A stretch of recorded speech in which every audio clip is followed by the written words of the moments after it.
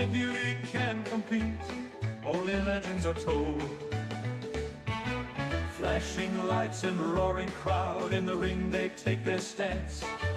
Only pros and beauty queens, here they all get their chance. Vicky's Pokemon League, the best and beautiful league. In the spotlight they gleam, living the Pokemon dream. From Bulbasaur to Charizard, strong and stunning and bright. Every battle's a star show, every match a pure delight. Electric sparks and fiery blaze, trainers shouting a cheer. This is where dreams are made, winning's our quest. Oh dear, Vicky's Pokemon League, the best and beautiful league. In the spotlight they gleam, living the Pokemon dream. The Vicky's Pokemon League, we're the best and the bold. Only beauty can compete, only legends are told. Flashing lights and roaring crowd, in the ring they take their stance. Only pros and beauty queens, here they all get their chance. Vicky's Pokemon League, the best and beautiful league. In the spotlight they gleam, living the Pokemon dream. From Bulbasaur to Charizard, strong and stunning and bright. Every battle's a star show, every match a pure delight. Electric sparks and fiery blaze, trainers shouting a cheer. This is where dreams are made, winning's our quest. Oh dear, Vicky's Pokemon League, the best and beautiful league.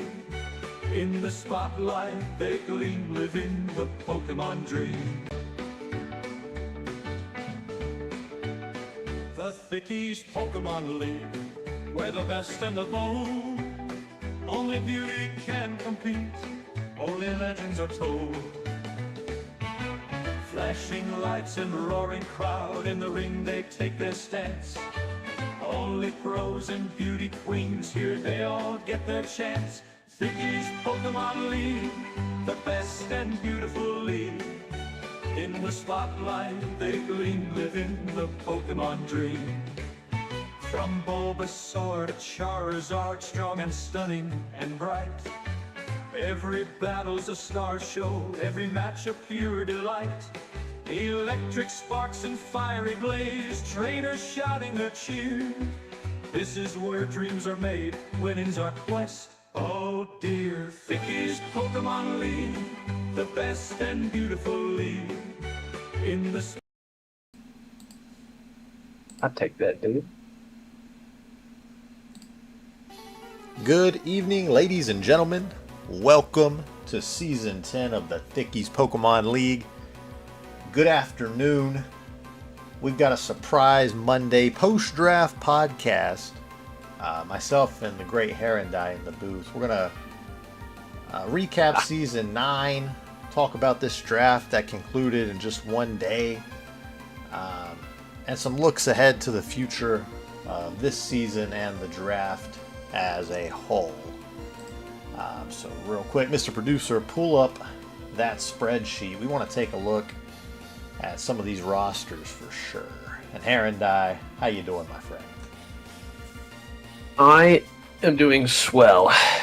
Thank you for having me here. It's been quite a while, but you know, some of those pods are a little late in the night for yours truly. Yeah, and we're on much earlier than ever. Unfortunately, no live draft coverage as we've done in previous seasons due to my own work availability, unfortunately. But we're back. We've got the draft right in front of us. This is your first time drafting in a while. A bit of a brief hiatus there. How are you feeling jumping back into the TPL? You know, much better draft experience than I had the last time, that's for sure. But it's looking a lot better, that's for sure. Yeah, you know, I just like it. All I can say. Yeah, a lot of former Peckerton staples on the roster. Happy to see, Toro's back on a roster this season. Oh, it's funny too, because I didn't. For some reason, I thought, yeah, I got 10 Pokemon. I don't need to worry. And then I'm looking at Showdown. I'm like, oh, that's 9. Tauros And I looked at 3 pointers. Great value for 3 points. Maybe should have been adjusted. I don't know. Nice to get good progress. Body slam hits pretty hard even off that base 100 attack stat with the sheer force and the life. Oh yeah, force. for sure. Nothing like switching into Entei either. Taking that sacred fire. That's a tough one. Strong priority, extreme speed. We like what you put together this season. Are there any standout drafts that really impressed you? Looking over it, I mean, the one that kind of I dread the most having to deal with is Dev's team, unironically. Let's take a look at what Mr. Dev put together there. So that's, Gliscor Eladio's top 2 there. I think we did have these rosters rearranged mostly in order of point total for a little more readability. Was Gliscor the first pick for Dev? Do we recall? Yes. Okay, so one with Gliscor first. That's a solid first pick, and at a glance that does look like one of the stronger rosters. But there were really no bad drafts.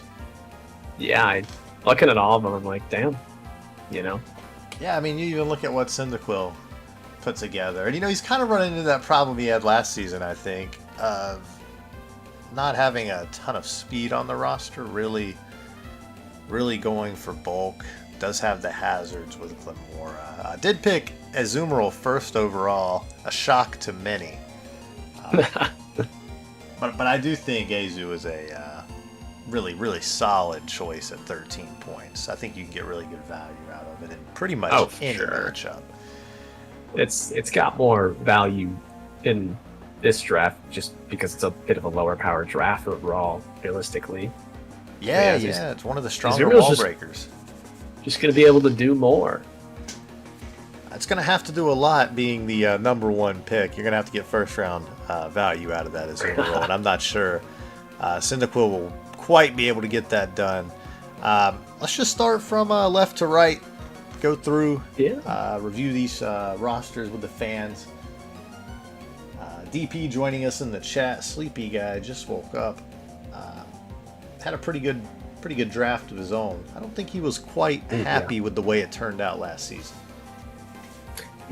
Yeah, he mentioned that, and it seemed like for a little while he was kind of like, damn, I don't like this, it wasn't working, and then he kind of just started winning over and over again, and I'm like, well, he figured it out.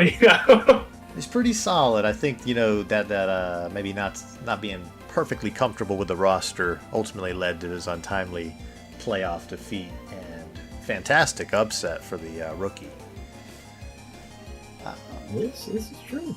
Let's take a look here at Machiavelli, who says he's going in a different direction.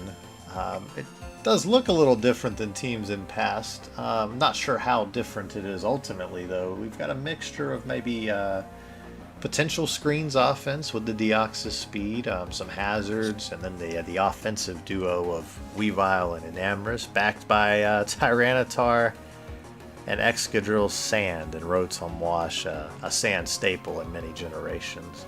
It's a formidable top 6 there. For sure. I mean, you say obviously it's different, and he's not running size spam. I'm not seeing the same 6 months every single match, but Sand was not. I didn't really enjoy Sand very much. The things Sand can be very unforgiving on like both sides. And I found that it can be tough to work around. So all of a sudden you're like, oh shit, this mon that probably doesn't have utility umbrella or isn't a steel rock or ground type is now.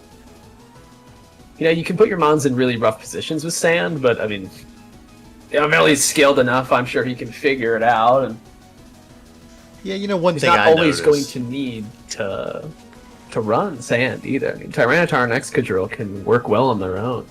Yeah, they're good standalone mons, and I think that's important for Mac's team.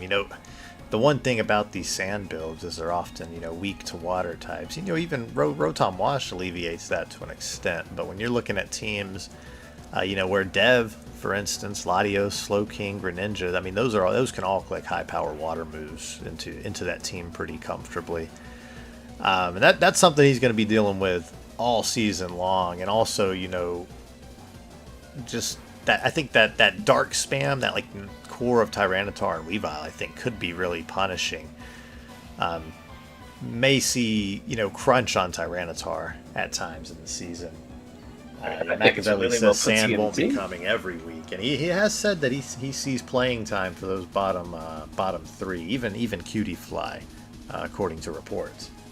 Well, hey, webs are good. If you get rid of someone's spin or defogger, webs are free. Yeah. If you have Cutie Fly with a stash on there, you don't have to care. I really like the Flamigo pickup. So it's a mana, I love that typing, having used Galarian Zapdos a few times in the past, so I just love the neutrality to Stealth Rock, the immunity to the other hazards, and then that strong flying fighting stab combo. Really no team has a switch into both, right? You do see Petrarant lurking over there on little Luxio's team, who's not going to mind Flamigo that much, but generally answers to that are few and far between. For sure. Swaggy's saying his sash is going to be broken by his own sand. Yeah, that is definitely possible. Something to keep in mind. Not a lot of fans of sand in the chat, evidently. But Swaggy did take that sand team featuring, Zapdos, Quaquaval, all the way to the championship. Perfect undefeated season capped off with a championship. So, there's a guy who knows sand. Any last thoughts on Mac's team? I know it definitely is a little different. I'm curious to see how he adapts this season without maybe some of the hyper offensive crutches of the past. I feel like it's just one of the ones that's very well rounded. I mean, pretty much all of these drafts are very well rounded, but I feel like Belly's is particularly well rounded. Yeah, I just don't know how well that bench actually complements that top six. Is one of my concerns. We've seen Dragouge on some rosters in the past. That might have even been on Swaggy's roster when he had that sand. I don't quite recall. But it is good to, switch into those water attacks and stuff. But I don't think it provides anything, offensively. I'm just not sure how well it meshes with those top six. It's hard to foresee a situation in which you'd want to sit one of those for Dragouge. But maybe Veli has a vision that I'm not quite seeing. We're going to move on now to Dev's roster, who you said was a standout favorite of yours. Well, I mean, favorite isn't I don't want to play against it, but I mean, I think it was like every pick seemed like it complemented the next one. Like you lead off with Gliscor, which is typically you're irritating, it sits there, it doesn't die. Yeah. Can click Swords Dance and then start wiping your team. Latios is like high offensive pressure. Slowking is an incredible switch in, one of the best regenerator mons, if not like the best. And then following it up with another hyper offensive Greninja, which like you don't just swap things into Greninja usually, like Greninja's got wide coverage. King Gambit, another bulky mon that can go offensive, so their wing's the same thing. And then Gengar's another speedy, just toss out like a spec Shadow Ball. Nothing really wants to switch it into that. It's not a normal type, Yeah, Gengar very, very strong. Just a ghost type attacker. Specs obviously, Shadow Ball. It's gonna be tough for most teams. I really like Slowking here, and the ability, for Slowking to get, King Gambit, Greninja, Latios in for free, and really set up those turns is huge. And Greninja, I think we haven't seen a lot of, maybe in recent seasons, maybe not a standout performer, but I think Dev can really do a lot with it. Battle Bond really has your team in like any time in the mid to end game when things are getting worn down and chipped down, and they will because he's got Gliscor, with hazards, with knockoff. That Greninja has a threat to just clean up, come in, get a Battle Bond boost, and end it at any time. That's something that's always in the back of your mind, and then you may find out after playing like that it was actually Protein the entire time. So very versatile mon. I like its ability Especially in a draft where we've lost a lot of ice type attackers, to use Protein Ice Beam with like choice specs and sort of recreate that, especially when teams maybe underprepared for that now, maybe foregoing some ice resist now that some of the top ice attackers are out of there. The bench, I don't think is much to write home about. I do think Malamar is probably as good a 2-pointer as you can get. You see any weaknesses or anything you don't like about this roster from Dev? I don't really think I dislike anything about it. I mean, yeah, like the bench it's the bench. Malamar has a unique typing with, obviously. I think Malamar's like a really good niche pick where it's like there's going to be a matchup where it's going to just like it's going to put in work, and that's tends to be what like those 5 and lower pointers tend to be, is like a mon that it's like this is going to fit a niche that like I really need. It might not be all the time, but like he's going to go crazy when he gets to go crazy. And I kind of feel that way about Sceptile too, because if he procs that Unburden, Sceptile can do some damage, especially if you're able to get like Unburden Swords Dance up on Sceptile. That thing is, I mean, it can start reverse sweeping. It does not. Unburden is a scary ability to work for. It's 4 points. It's very fast. You can even use like in certain revenge scenarios, like a Specs Leaf Storm or something. It has its options there. A Lowland Sand Slash with the Chilly Reception support could do something to an unsuspecting team, but it is important, like you said, for those lower mons. They're not going to be brought every week or even every other week. But if you can get 1 or 2 good matchups out of them, maybe use those as like your counter picks and the who you've identified as the tougher opposition in the conference. That's really what you're looking for. A la Kingdra or Alchemy getting like 1 or 2 really, really solid games last season on my roster. As long as you can get something out of those, but oftentimes we see a 1-pointer who sits there and never sees the field. It is somewhat of a waste. So that's a nice pick for Cutie Fly for Veli then. At least able to exploit a bad webs matchup or something. Yeah, for sure. DP says we're not talking about Chilly Reception in the Sand Slash. I think we just mentioned it. We did. Unbelievable. Mike, you did in fact. Yeah, we just talked about that. Got to open the ears. We got Officer Greedon in the chat, so he's gonna get this shit together right now. We're gonna move on. I don't really have much I dislike about Dev's team either. I mean, it's just got so many like the favorite pivots of mine, favorite hazards, Gliscor, Latios, just on my team last season. And Greninja I was very high on coming into the draft. He's got, you can even do sort of a dark spam of your own with Gambit and Greninja. So yeah, I love that roster. But we're going to take a look at DPs now, who went with Zamazenta. 20 points without Terra still, obviously. But retained its 20-point value all the same. What do you think about this roster? He did go for the Galarian Slowking as well. It feels like it. The only thing I think that you could say it lacks is immediate like firepower. Like all of these Pokemon, I mean, like Zamazenta obviously does Zamazenta things, right? I'm not a big Zamazenta believer. I don't really like them on that much. It definitely serves its purpose, and I mean, it can put in a lot of work. It's like you've got these top 4, bulky kind of supportive mons, sort of like Zamazenta, Slowking, obviously wonderful switch. Mandibuzz, annoying as hell, doesn't die, spams toxic. Swampert, great rock setter, a pretty good mon. We saw Swaggy went crazy with Swampert last season or the season before, I can't recall, but Volcarona is obviously a mon that sets up a Quiver Dance, and you're in trouble.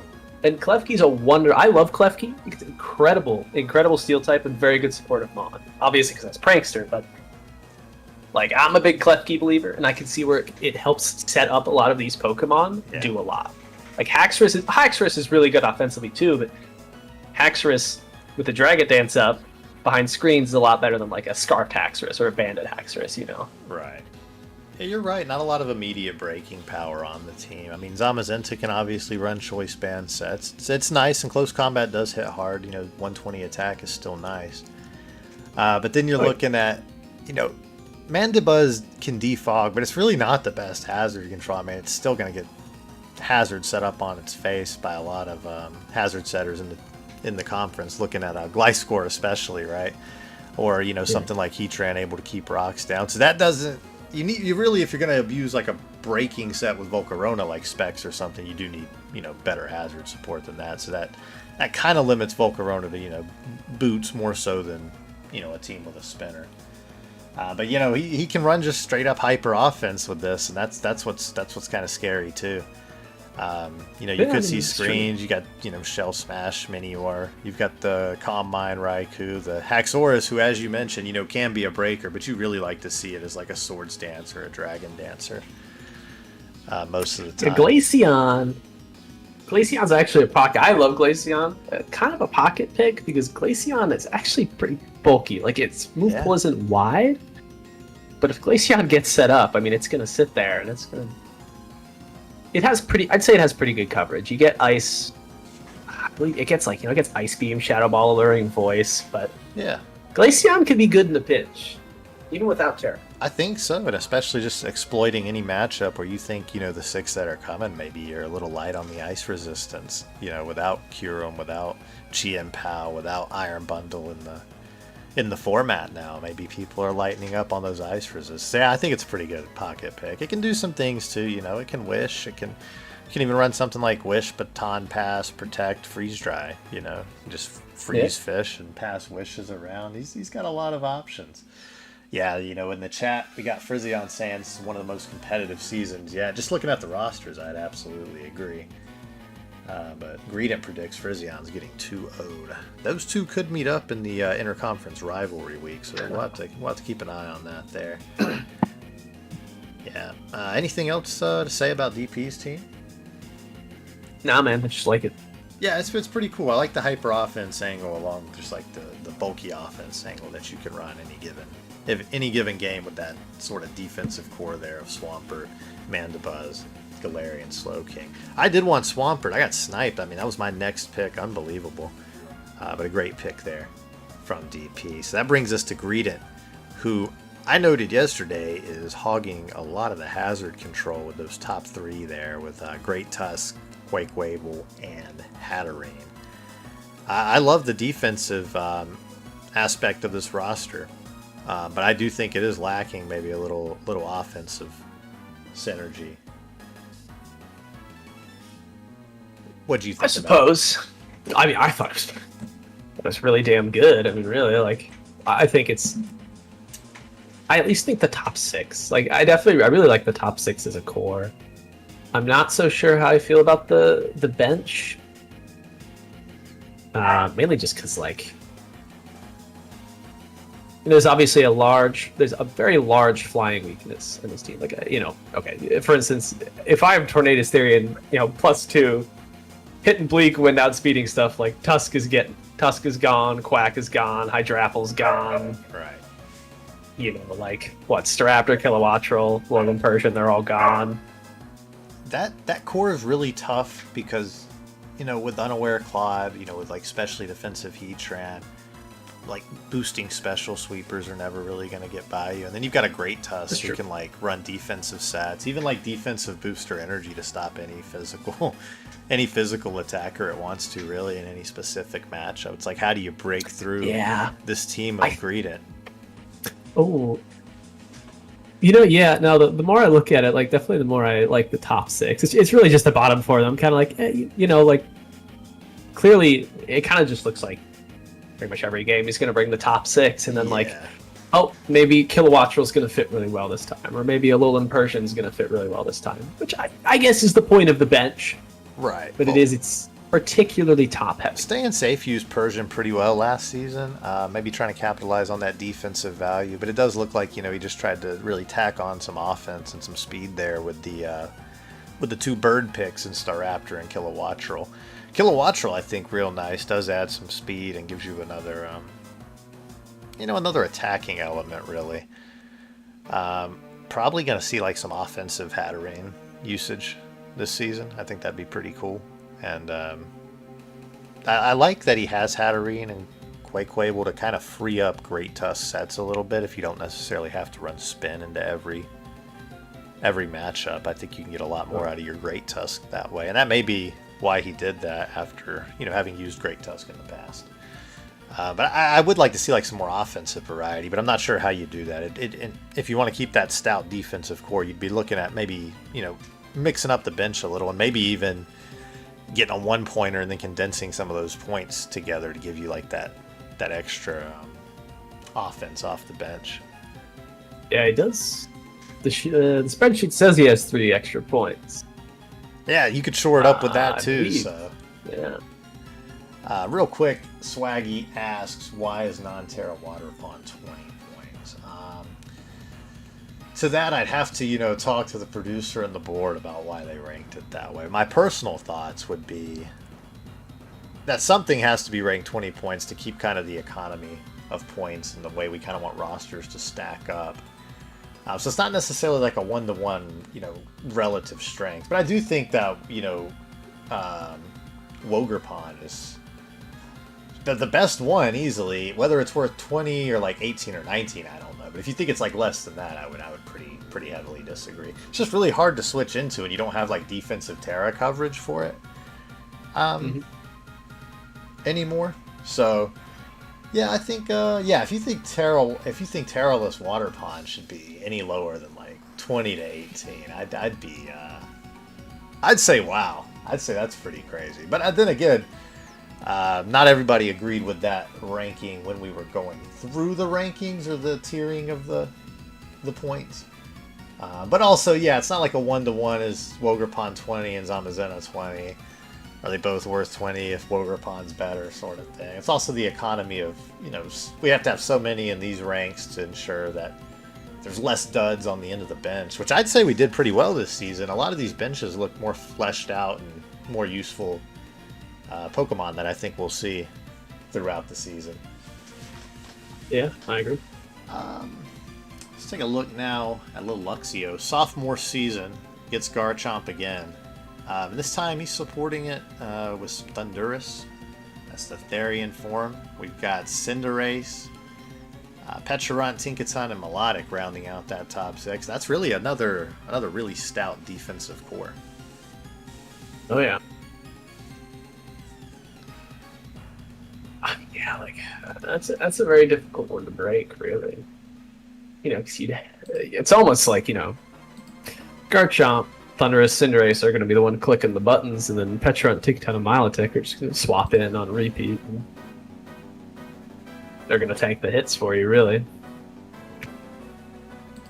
Yeah, that's pretty stout. Melodic, I think, is my problem with Melodic is that it's just kind of boring. It does about the same thing every game, unfortunately, and then you get cute with like a Dragon Dance or a Coil Set or something, and realize that it just does no damage even after a couple boost, right? But it's very reliable at what it does, and having that reliable bulky water just to switch into things and use as a pivot even with Flip Turn if you need to is very valuable. And I like the Abomasnow pickup a lot. Abomasnow can use Veil too. I think it's forgotten sometimes, but 6-point Aurora Veil is pretty good, and Abomasnow is deceptively bulky. Unless it's a fire-type attack, it's probably not going to be a one-hit KO, especially with the Snow defense boost. For sure. And pretty good hazard control here. 2 spinners. You've got Cinderace with Court Change. And I do like that Abomasnow lets you go kind of that hyper offense route. Maybe if you want to try like Nasty Plot Thundurus, Swords Dance Cinderace, obviously SD Garchomp. Yeah. Giving you that extra versatility. Even Abomasnow, even if you're not investing in it, Abomasnow pumps out some damage. Yeah, I mean, you can run Choice Specs Blizzard, right? Yeah, he's got decent attacking stats on both sides, and decent coverage. Gets like Earthquake, maybe even Earth Power. I haven't looked in a while. Can you guys bribe Luxio to give me the Peach? What is the Peach? Oh, the Pecharunt? Pecharunt. Yeah. That's a mon I really wanted.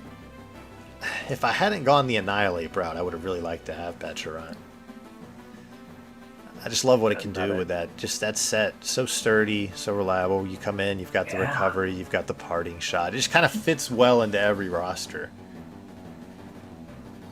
Yeah, but we're going to encourage Luxio to keep that out of Swaggy's hands, as me and Swaggy are in the same conference this season. So, yeah, we'll keep Pecharunt over there for sure.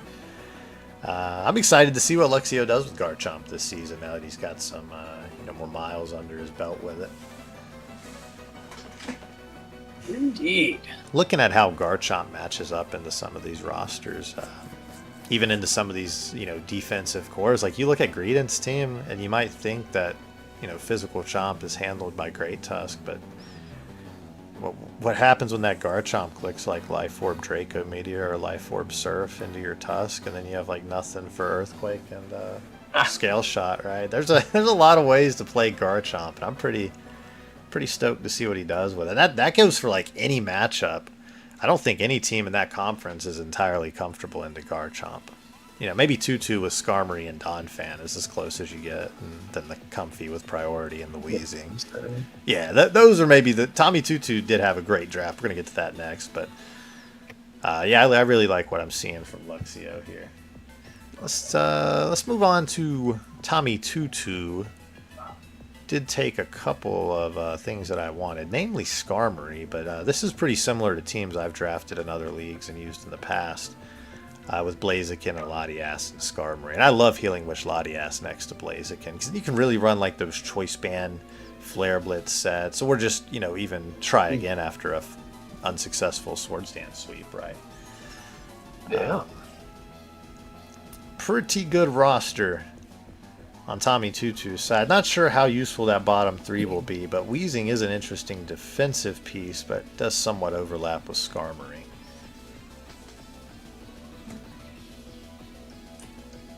Yeah, I mean, not a fun draft to want to switch anything into, really. Like, but if anything's hitting you, geez, I mean, low kicks, obviously, tinted lens, like banded low kicks, don't really want to switch into that too often. Yeah.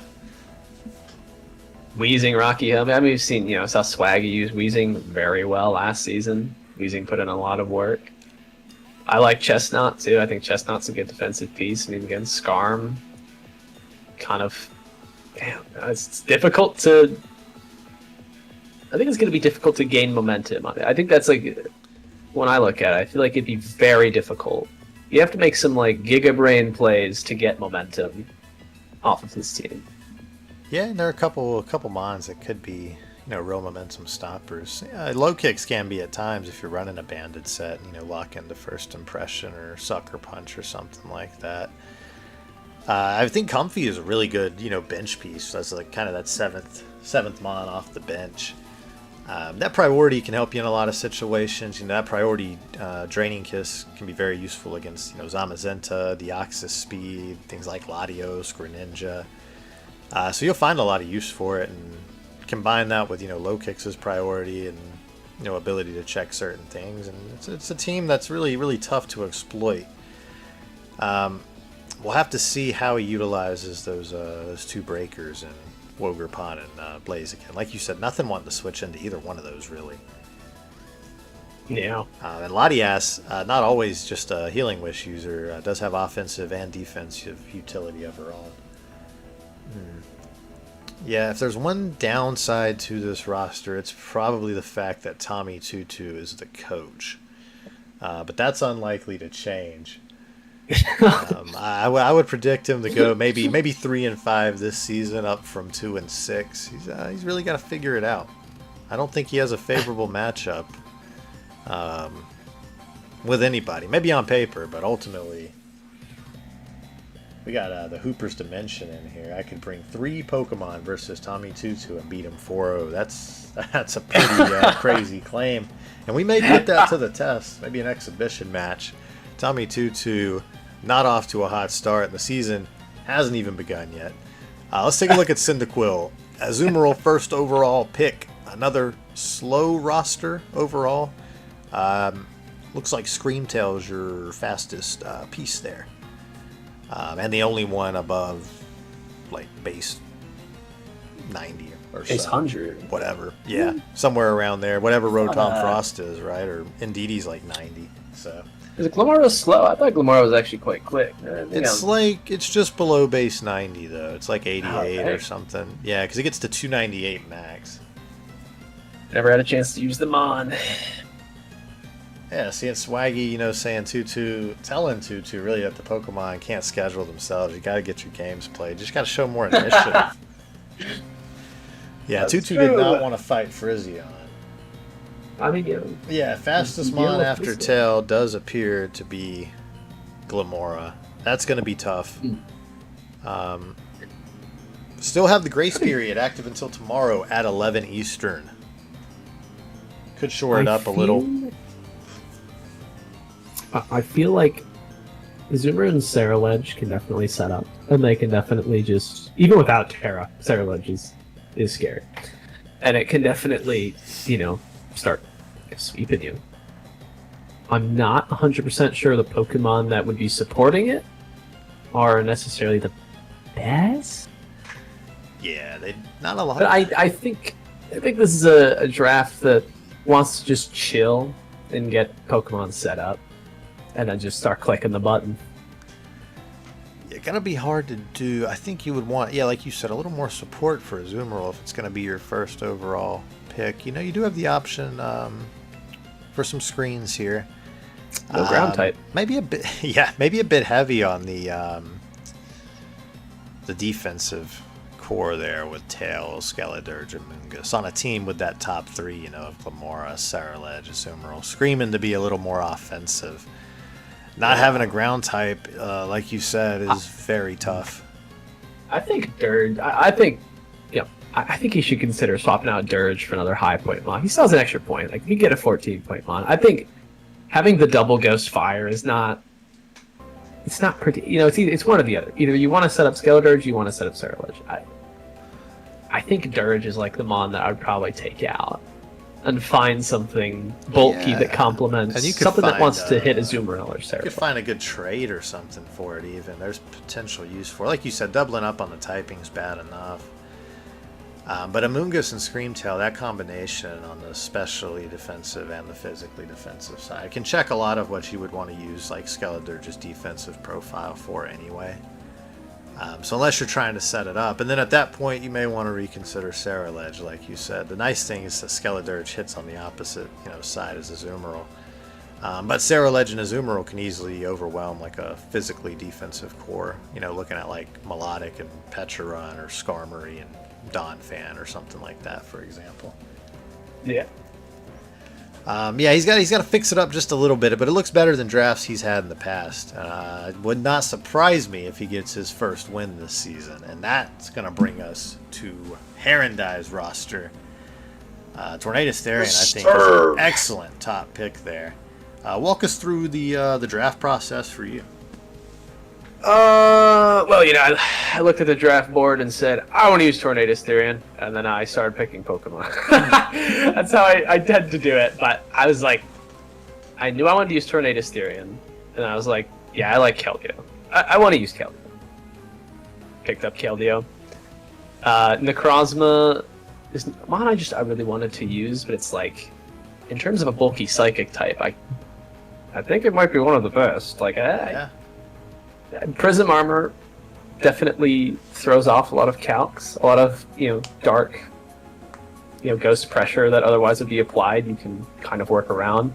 Necrozma has an insane move pool and can set up both physically and specially. It can sit there and just not die. I mean, I like the look of Necrozma. He has hazards as well. I mean, it's basically like taking a Mesprit or Uxie and just making him fatter. And I was like, I kind of want that. Yeah, it's a cool Ogerpon was my pick after that. Ogerpon was my third pick, I believe, because I think it's a steal for 11 points, and I really wanted that pure grass type, and I think Ogerpon could be run, a few different ways, whether it's offensively, defensively, supportively. I mean, good move pool for a stab grass type as well. Ursaluna, when Lily took Mamoswine, I was kind of thrown for a bit of a loop, because I wanted Mamoswine really bad. And it was kind of like, I had to switch up quite a bit of things, actually, after he did that. But I was just sitting there looking at the sheet, and I'm like, nobody's taking Ursaluna, I'm just going to pick him up. Right. It was like round 7, I'm like, I need a ground type. Available. Yeah, I went generally for type coverage and making sure I was covering my bases. Yeah, it looks pretty solid. I mean, like you said, Necrozma's been underutilized and underappreciated in seasons past, but it does have a lot of options and can really punish teams that, think like a coverage knockoff is going to take care of it, And Keldeo has been used very well in the past.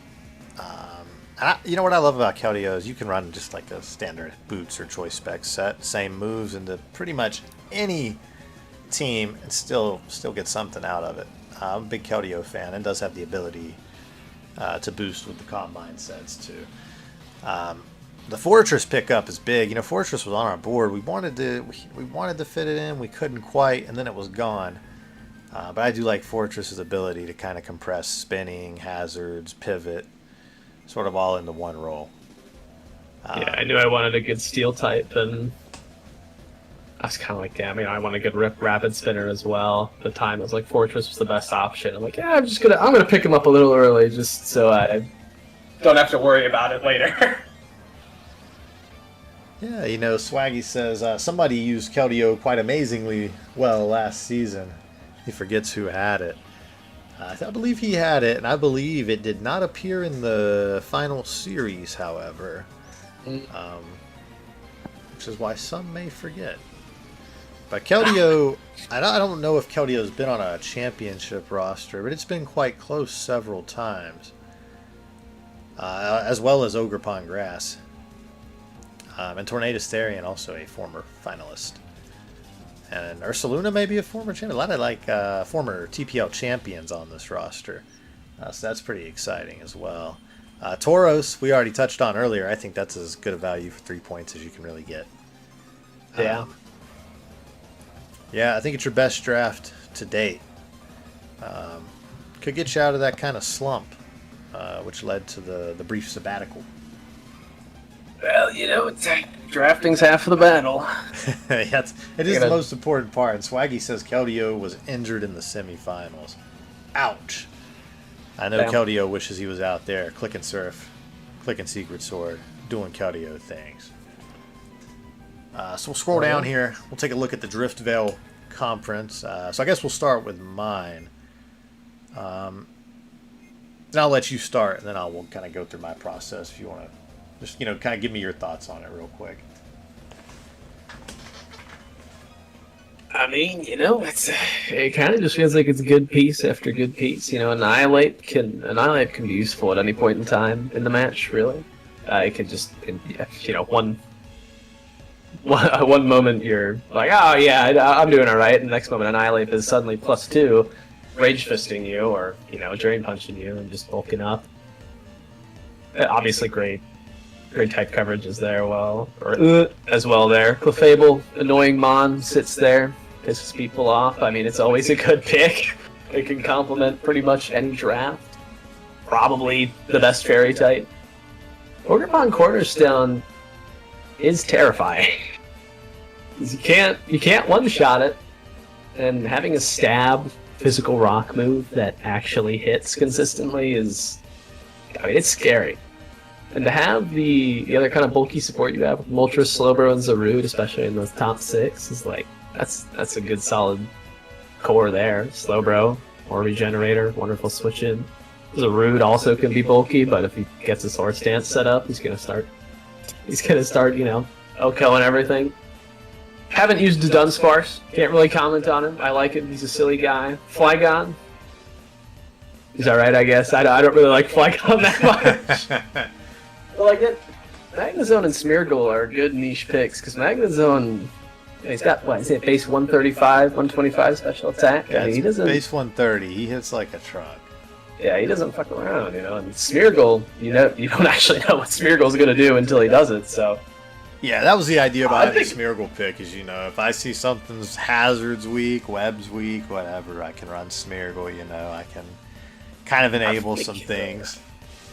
I feel like your draft is particularly versatile in that, if you bring bulky Moltres one game, people are like, oh yeah, okay, but if you bring a Specs Moltres, that thing is going to pump.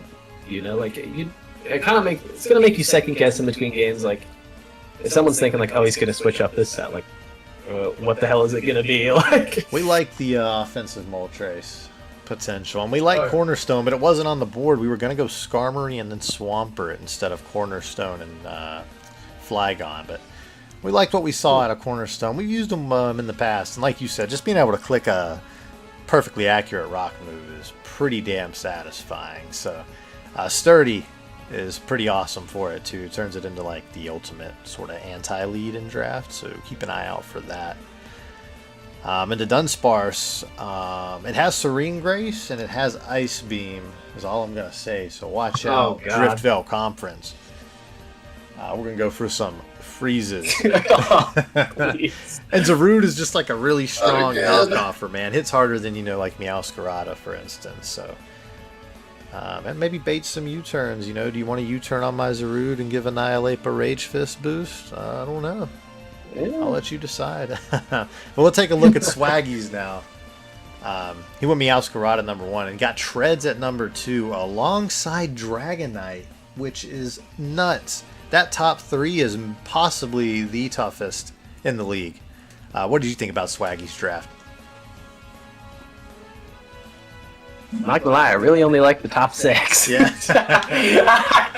And I mean, I think Pheasantipiti's kind of bottom of the barrel for like what it's supposed to do, but I mean, Mew can do whatever it wants. You don't know what Mew's gonna do. Volcanion is bulky and it pumps on both, water, fire coverage. It has multiple moves too. I think it gets Sludge Bomb, Earth Power as well, if I recall. But I mean, yeah, having to deal with especially that top 3 is like, that's a pain in the ass right there. Like, Meowscarada, it's going in and out. You're probably gonna be dealing with Treads defensively, Pheasantipiti defensively. And Dragonite does Dragonite things, that is it multi-scale? Right, I'm not crazy, that's that's what it is. Gets. Yeah, multi-scale is always annoying to deal with. You can't deal with multi-scale, Dragonite's gonna get set up and he's gonna start pumping you, or he's just gonna Choice Band E-speed you. Because even without Terra, Dragonite is very scary. I don't know that Pheasantipiti is the 6th that I would like there either. I've always been kind of iffy on Pheasantipiti, but it is nice just as especially defensive fairies are able to just soak up so much like bullshit special attacks. Like your ice beams, your surfs, your flamethrowers, like your elemental attacks and shit. Your like your shadow balls and shit like that that's otherwise hard to switch into, and the ability to poison the way it does is pretty cool. Beat up sets are notorious for that. I think Mew's going to be locked into setting hazards a lot of the time, which is really going to limit some of its versatility. And like you said, the bench, I'm not so sure about. I think we did just have a free agency move for Swaggy, though. I think Scyther's being dropped for Pile of Swine. Yeah, so we'll go ahead and edit that live. For Swaggy there. Yeah, I guess probably, I thought, Treads does have its weaknesses, being Steel Ground, like you kind of have those ground weaknesses, but I still feel like Bronzong, it's like, did he need Bronzong? Like, I didn't really feel like he needed Bronzong, but Swaggy is far more mastermind than myself. I do like Scrafty, and I think Rotom, default Rotom is not a bad spin blocker either. It's just, in terms of the rest of the roster, they're certainly weaker. I like using Rotom base form. Well, on NetBattle, when NetBattle added Generation 4, they didn't have the Rotom forms implemented. So if you were playing on NetBattle Gen 4, you had to use base Rotom, and I remember using it there a lot. And it is actually a pretty good special attacker. That stab combo, Shadow Ball and then Stab Volt Switch, it can really pressure a lot of teams, especially if your ground type is something that's maybe light on the special side, like a Great Tusk or something, who really can't afford to, come in and eat that Shadow Ball 1 or 2 times. All of a sudden, that Rotom's really punishing you. So he could really exploit some matchups. Maybe a team like Cyndaquils, who doesn't have a ground type at all, could really punish it with the Rotom. Even a spec set. Yeah, I really like what Rotom can do. That's not a bad. I think Bronzong is somewhat redundant. Yeah, I'm not sure what he adds for 9. But like you said, he's a chef. He's in the kitchen. He's cooking. Yes, he is. Maybe we don't see the vision yet. Maybe he'll show us. I do like the top five or so, very, very much so. Okay. Mr. Boy, the rookie, I think the only Mr. rookie Boy. in this class, Yeah. vouched for by MRF 780, rookie standout conference finalist. Mr. Boy went with Goldingo first. I think Mr. Boy sniped Greedon about 4 times. Greedon was in my DMs going like, "No, dude, this guy, what am I gonna do?" You have Great Tusk and Quack. I don't think you should be complaining. Like, yeah, all right. Well, I kind of just really like the Mons on his roster. Like, Goldango's a really interesting Mon because it feels like you're just gonna specs it up, but Goldango's like seems like it's deceptively bulky. It finds a way to stay alive more often Right. than not. It can be a real pain to deal with, and gets a nasty plot up. It is allowed to click make it rain for free, and obviously if you have one steel type to switch in or a water type, Shadow Ball could come out, Yeah. do a hell of a lot of damage. And Zapdos is again, much like Moltres, Zapdos is wonderful to have both physically and offensively. Oh, yeah. It can just kind of click the button. Cyclizar, incredibly fast. I was thinking about Cyclizar earlier on, but kind of changed my mind. But Cyclizar, that's he's fast. He's either clicking a Draco before you can move, or he's clicking Rapid Spin. The Shed Tail can be useful as well. Manaphy, very versatile, wonderful water type. Ogerpon Hearthflame is, while it's weak to Stealth Rocks, that thing, it's still gonna hit hard. Yeah. You're not going to be able to get around it with, a Snorlax or something with thick fat, Yeah. right? That mold breaker going to eat right through it. We're Okie glad we dokie. drafted Moltres, to deal with that Ogerpon Hearthflame. It's 13 points. It can't tear. It's somewhat limited now, by hazards. But it always a threat. Nothing really wanting to switch into that. So I like what he's done with this roster here. I really am a big Manaphy fan. I think Manaphy can really punish a lot of kind of like common team styles that we see in the TPL. And when you can pass it a substitute, Ogerpon receiving substitute, Manaphy receiving substitute. The great thing is that his whole team does really well when given a substitute. So kudos to Mr. Boy, who I know missed out on some things he wanted. So I did have to backfill a bit and pivot a lot throughout the draft, but I really like what he's put together here. I think he has my favorite set of bench mons as well. Like Bisharp, I feel like Bisharp is again, Bisharp's deceptively more of a powerhouse than you think, and like Whimsicott's a very, very good support mon, prankster, set up sub, all that jazz, right? I think Mudsdale and Cryogonal are also good defensive picks. Mudsdale is honestly, I feel like Mudsdale at 5 is a little criminal. Staying Safe says he thinks Mr. Boy may have the best roster after seeing, the Cyclizar pass and the Hearthflame, Manaphy, Zapdos, Goldingo. Even Okidogi gonna punish teams behind the substitute. Okidogi is Okidogi gets some hate. It gets some like it's not that good. I think it's pretty good. Yeah, once upon a time, a certain mechanic got like 57 kills in the season. Yeah. So... Yeah, Michael the Mink put it to good use. Okidogi MVP season. Really went to town with it. I like what you said about the bench. I like that the bench has pieces you can conceivably see getting use in certain series. Mudsdale being, your ground type, and Cryogonal into an Ice Week team or a team where it can get a spin off could be what you need. So very, very solid roster for Mr. Boy. But he's also a rookie, and we have no idea, just how good he'll be. Definitely a wild card in the Driftveil Conference. So, MRF 780 went to the conference finals in his rookie season, a terrific season.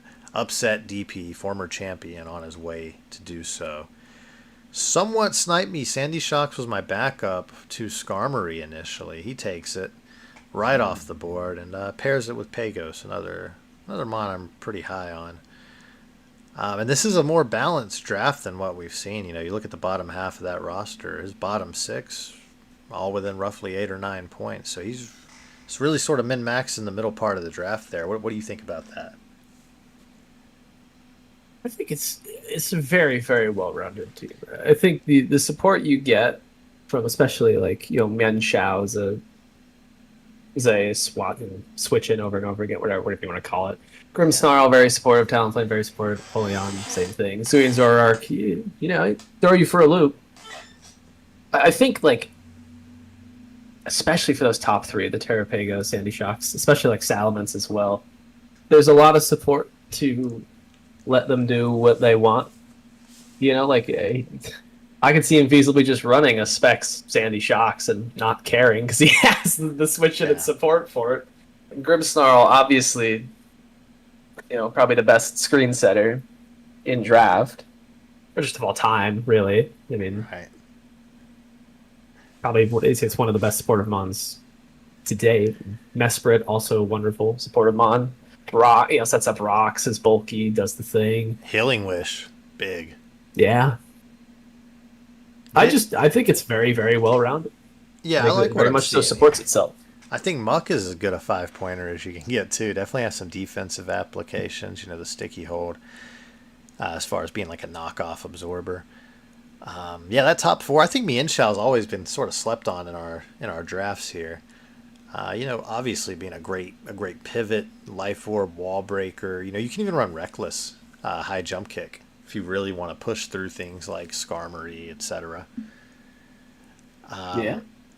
I don't know. Looking at it though, it does seem like, and I guess it's because of how the draft is structured, it does look like a little light on just like overall power, compared to some of the other drafts in the tier. But if you're running like a hyper offense team and it's going to be like those top six or so, maybe with a defensive piece subbed out, I think that would be pretty good.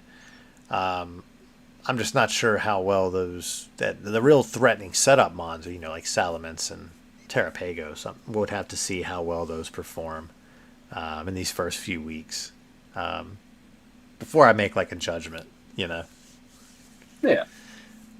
I will say, I'll give my honest. I don't think it's my favorite draft. I would say so far MRF probably like a middle of the pack draft overall. But he's pretty sharp. He can get a lot out of it, and he has a lot of still has 2 points on the board. And the pieces he does have, like Mesprit, being a Healing Wish user, Talonflame being like the Mold Breaker, Defogger, Zoroark, and then Grimmsnarl. You do have the ability to make some like blockbuster trades too if you wanted to get like more firepower, for instance. Oh yeah. And then staying safe. Speaking of firepower.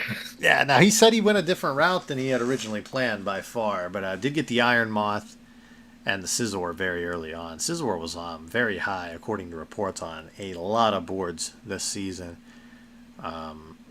Was not expected to go very far beyond the first or second round.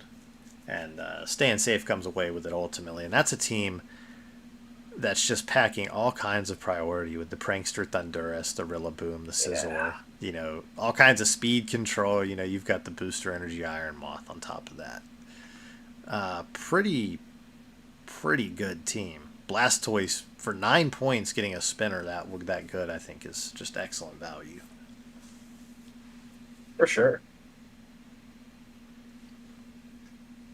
I mean, it's kind of another one of those drafts where it's like, shit, I don't want to be switching anything into anything right now.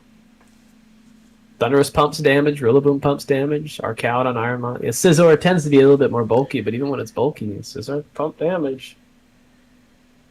It's really that those top five are particularly dangerous to swap into. Like at any point in time. Pretty good bench, all things considered. Uxie with the hazards, Oh, yeah. Uxie with the Thunder Wave, Trick Support, Blastoise, Spinner, you can run the Shell Smash sets. Umbreon checks a lot of things. Can Toxic, can Foul Play, physical threats. That stab Foul Play actually hurts a lot of things you would otherwise want to switch into Umbreon. So And then Deoncy for the hazard support and Palisand for, just being a pretty bulky spin blocker. I really like what he put together, all things considered. Yeah. Wondering if there's anything I'd look to change about it or anything it looks, maybe sort of light on, but it's a pretty well balanced roster, all things considered. That's going to bring us now to Lily Rose, the Demon. Primarina, the first pick. I think Belly mentioned this being his best roster. I kind of have to agree. For once, it's not just I have 10 Stallmons and I'm going to bore you to death, But, the option's still there for him to play pretty stalled. Primarina, Corviknight, very annoying to get rid of. Strong defensive they certainly can be. Sinistra, too. But, the offensive pressure and Iron Boulder, much like Ogrepon Cornerstone, Iron Boulder has the stab, reliable rock type move. And Mamoswine, I wanted it mainly because of that, dual stab, ice ground priority. That's some damn good damage, and he picked it up before I could. But yeah. Mamo I just think it's good. There's no team ever that wants to deal with Mamoswine, right? No team ever. Even if you have Skarmory or Corviknight, you're like one flinch away from losing the Mamo. So, yeah. It's an awesome Pokemon. I really like Lily's roster. I know, like you said, Machiavelli's very high on it. Top 6 or so is really strong. Jolteon Overquill off the bench is pretty nice. Overquill has some offensive applications, too, that we haven't really seen much use of in the TPL before. And Lily, with Willis taking a break, could be, potentially working with Lily behind the scenes. Who knows? To further I don't know. Maximize those bench pieces. Willis has been pretty anti-Pokemon for the time being. He's been off it. Yeah, we'll see. Allegedly, everybody goes through that phase, but we all find our way back here, even many years later. So, let's see. I just really like what Lily's put together. Mamoswine, really is able to patch up any spot where maybe you think Lily's team is missing a little breaking power.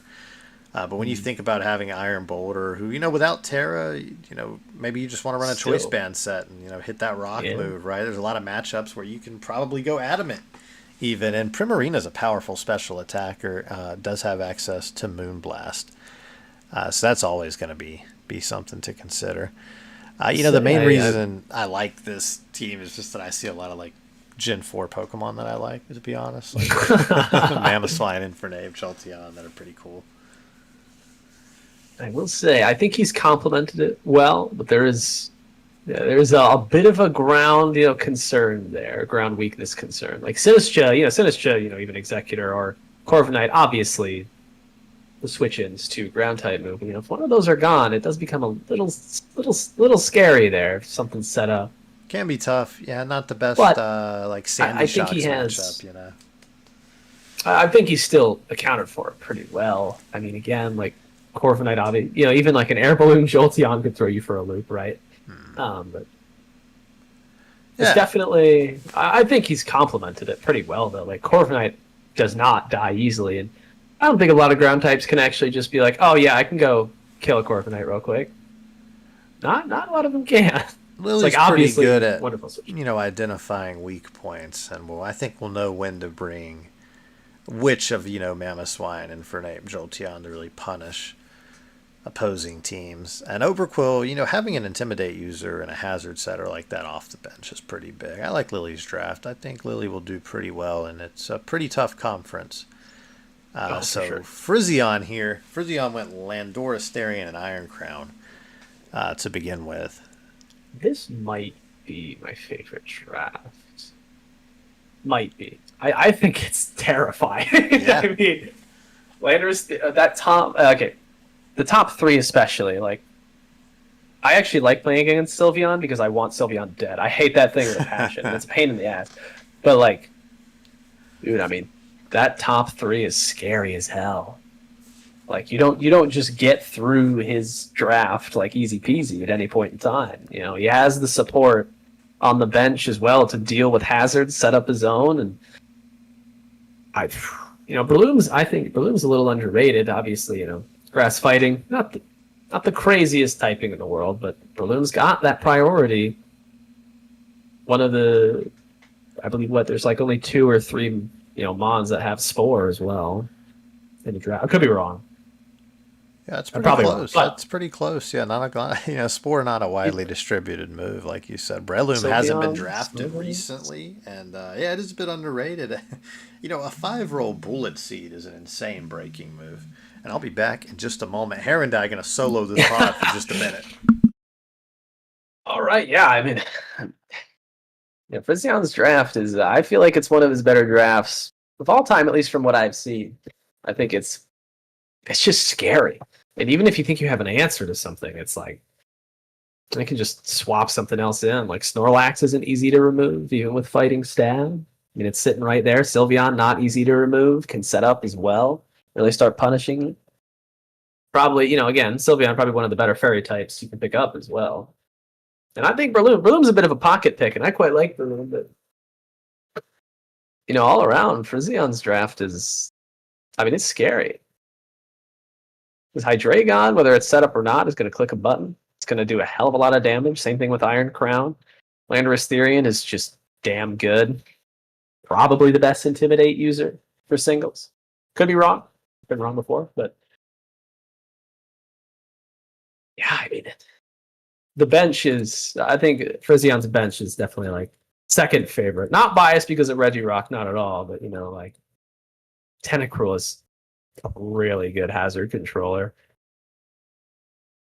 The water poison type, obviously quite good. You can deal with toxic spikes without getting toxic yourself. Rapid spin, nice to handle.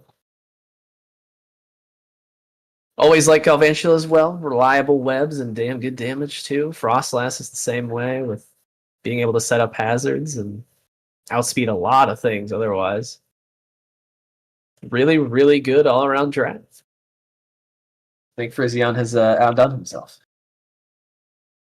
A Freeze Dry looks a little scary, but I'm sure he will accommodate for that weakness. I don't actually know if Mikey has anything else to say about Fricción's roster here. He's currently hard at work. Green is telling me to read the goddamn chat. I do not have the stream open, Green. I did not deserve that, but let's take a look see here.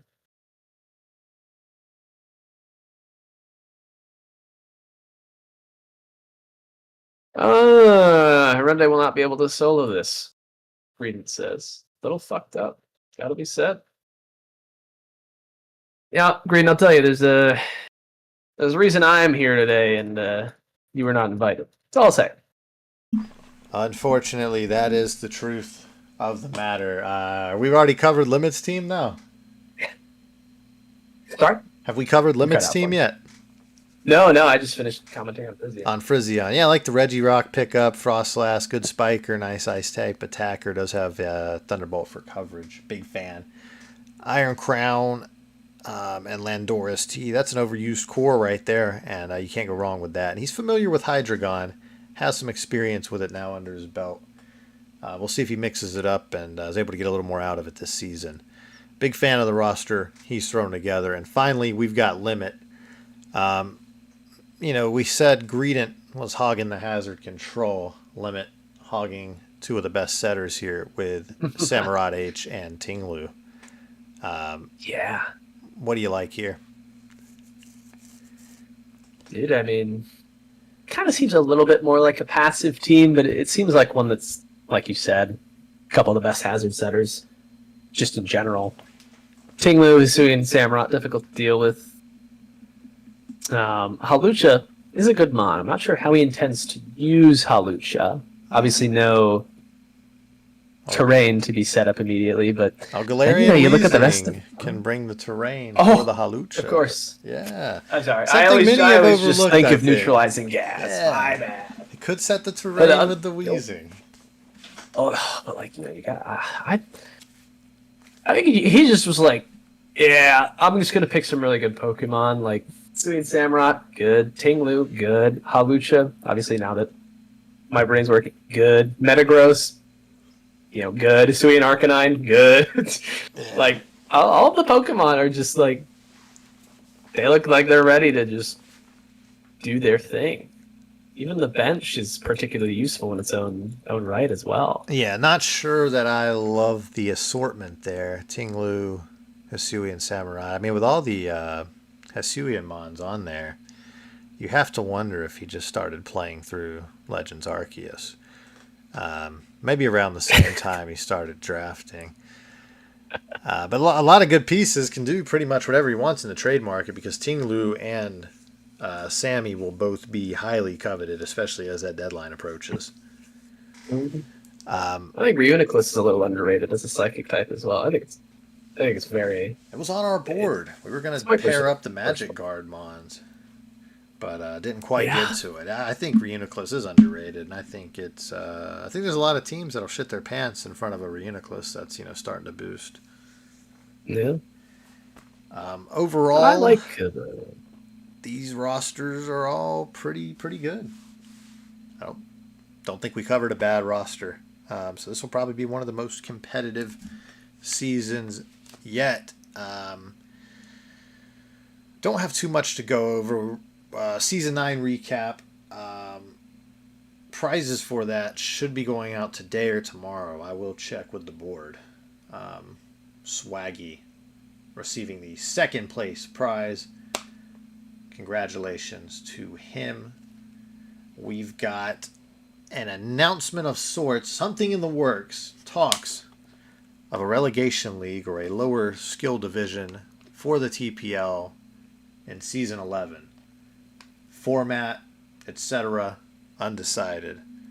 But in the works, we could have two 16-man leagues running concurrently from here on out. So spread the word. Get to thinking about what you would want to see from the lower division. And let myself or Walrasian know, publicly or privately. And with that, we're going to get out of here. We'll be back tomorrow night with matchup previews and more.